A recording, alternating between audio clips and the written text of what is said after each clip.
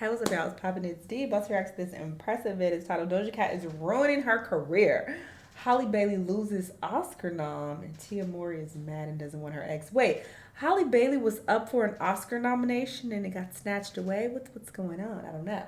We're gonna get the tea. I also want to hear what Miss Team Jesus has to say about Doja Cat because she has not spoken on her since her album has dropped. I don't think so. I wonder how she actually listened to it because I know in the past, Impressive was a huge fan of Doja's music. So, um, yeah, I wonder what she has to say now and if she's heard the album and what she thinks. Oh, update on the album. Speaking of, I reacted to Doja's whole album on my Patreon, but update on the songs that I'm really feeling and that I'm going back to more often than not is Demons. Of course, I've been bopping that wet vagina and shut your ass up.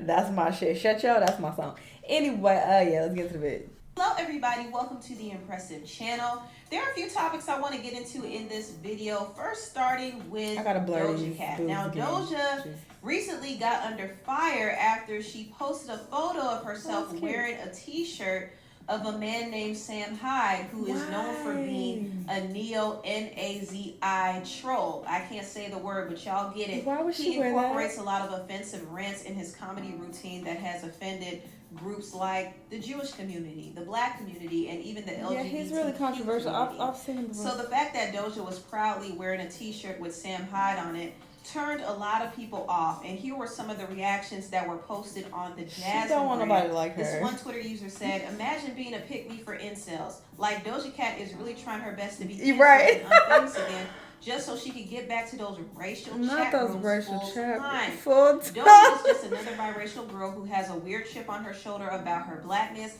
and she compensates it with participating in weird niche online neo-Nazi. Seen it a million times, same song, different DJ. Ooh. Doja is so effing lame and awful, but this is not surprising.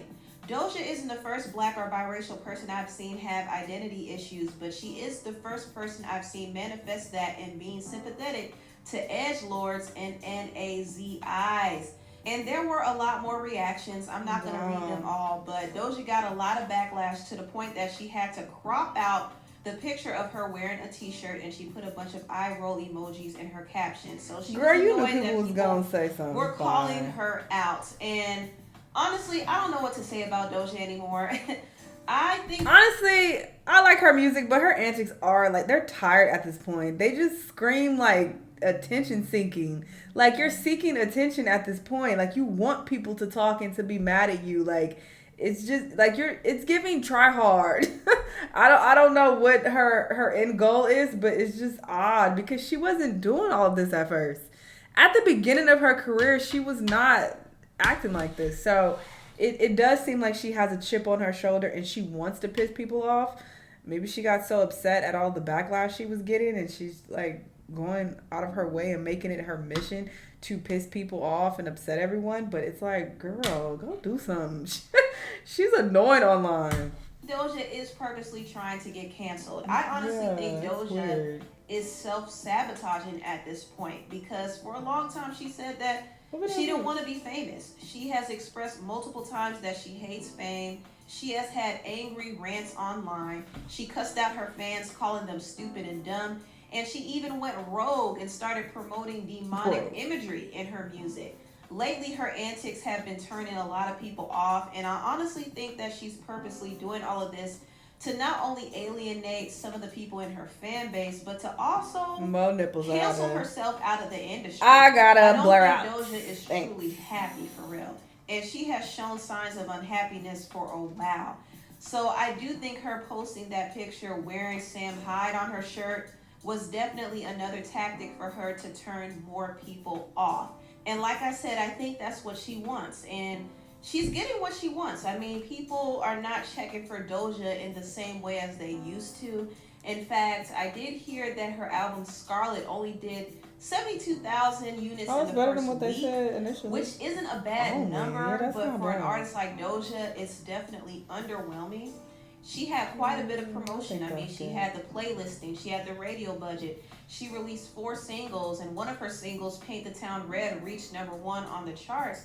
Not only that, she has well over 75 million monthly listeners on Spotify. So the fact that she only sold 72,000 units in the first week is not a good sign, and it kind of shows that people are checking out at this point.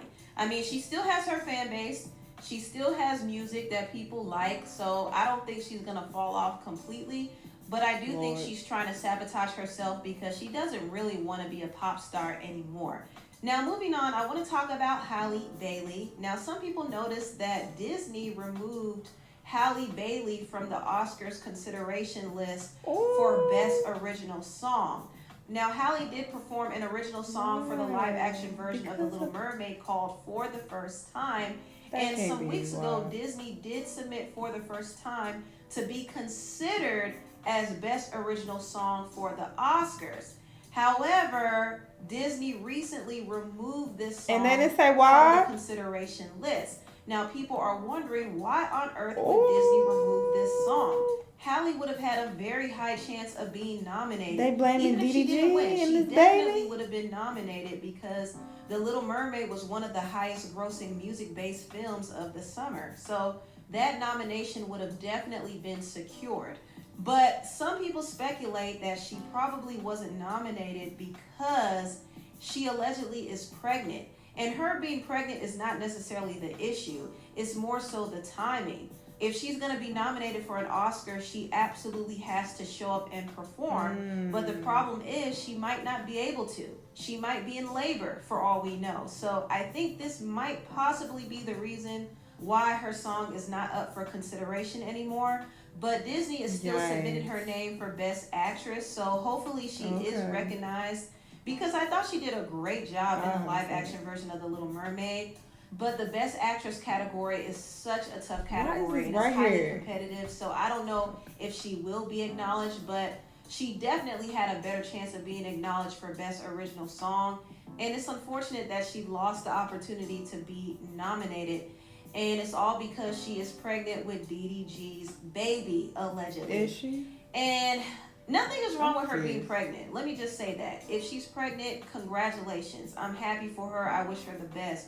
But the timing of it all is definitely critical here. And it would have been Halle's moment to really, really shine. And I wanted that for her because I thought she did such a great job in The Little Mermaid. But things happen. You know, life happens. And maybe in the future she'll get another opportunity like this.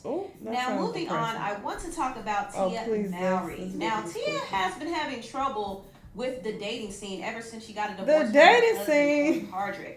She's been with the actor Corey for over 20 years, and she was married to him for 14 years until she decided to file for a divorce last year. And there wasn't anything salacious in their marriage from what we know. I mean, we never heard of any scandal. We never heard of any infidelity. We never heard of any abuse. But Tia did file for a divorce because it seemed like she was honestly unhappy.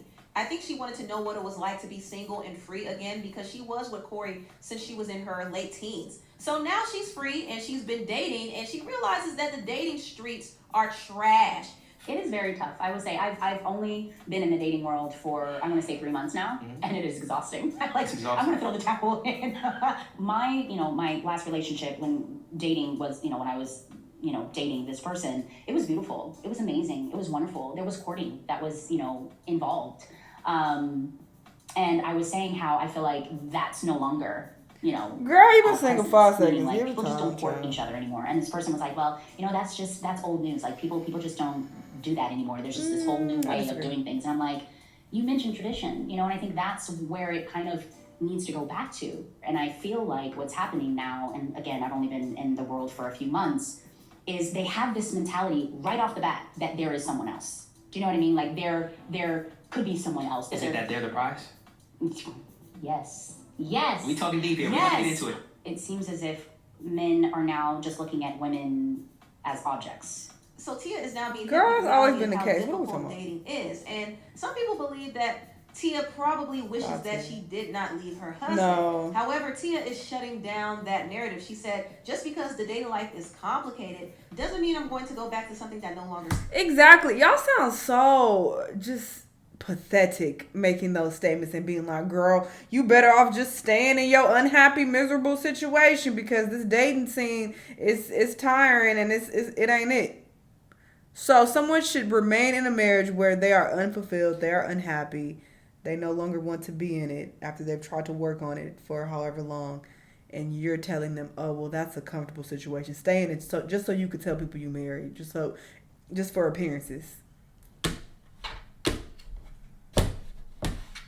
What? Serve me. It's like saying if I don't book an audition hour apart right away, I'm going to, or apart, I think she meant, or apart right away, I'm going to give up on my dreams as an actor. Please Exactly, just stop. girl. I ain't that weak. You'll Please talk move about on because I have. Thank you. Next.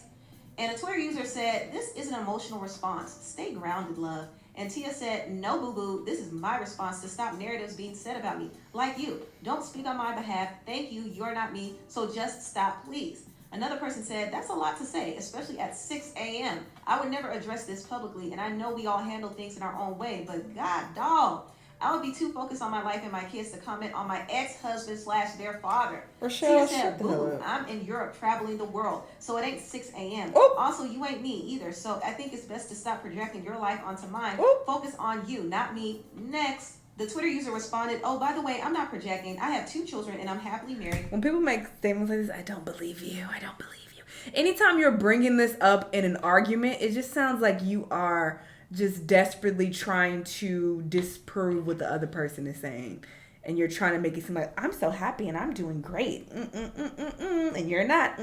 That's what it's giving. Because if you so happily married, 2 kids, why the fuck are you online all in this woman's business in her fucking comments worried about what she's posting at 6 a.m.?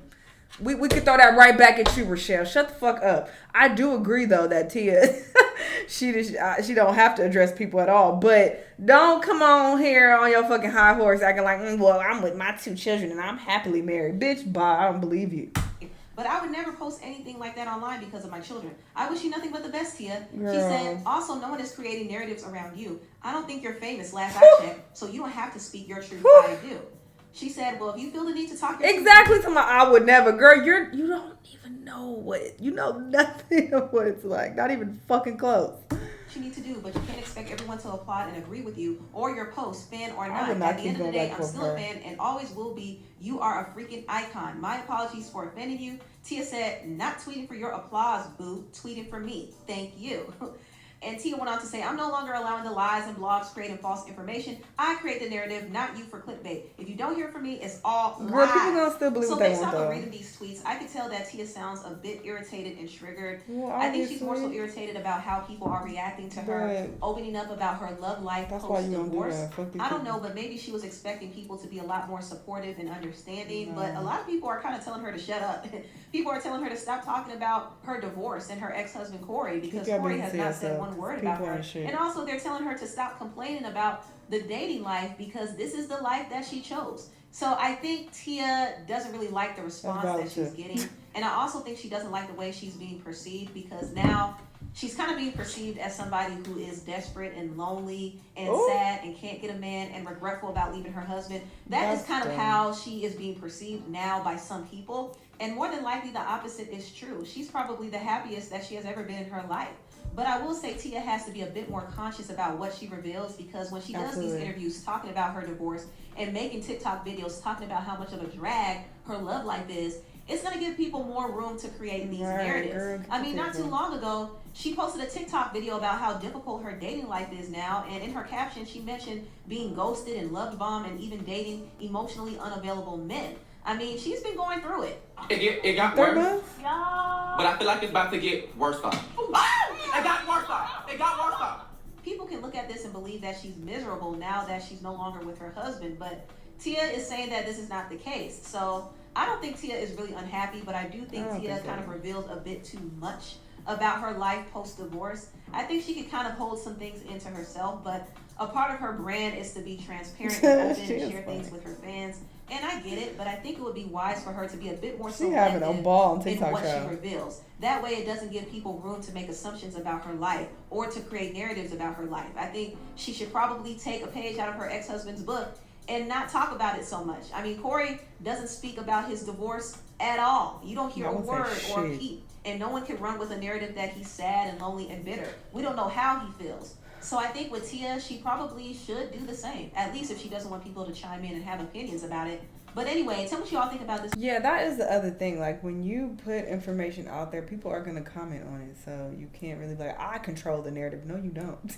People are going to take what you put out there and come up with their own story in their fucking head. And there's nothing you can do about that. No amount of tweets is going to change that. Doja is weird, bro. I mean, I already spoke about it in the vid, but yeah, it just comes across very attention-seeking. It's like, girl, okay, you saw the goddamn picture. You knew that would get a rise out of people. Then you want to try to crop it out and come back and be like, oh, y'all complaining. Y'all always complaining, I guess. I'll crop it out. Like, you knew what the fuck you was doing. Like, why are you playing stupid? It's giving teenager. And maybe that's why a lot of her little fans who be defending her heavy, you know, and shit, they are teenagers. And they relate to her behavior because that's how she acts. She acts like a teenager. And it's like, girl, just drop the music. Drop the music. That's all I care about. All of these things I hear about her, I'm like, oh my God. Oh my God. Anyway, y'all let me know what y'all think. Let me know what other videos you've been watching. I'll see you on the next one. Bye.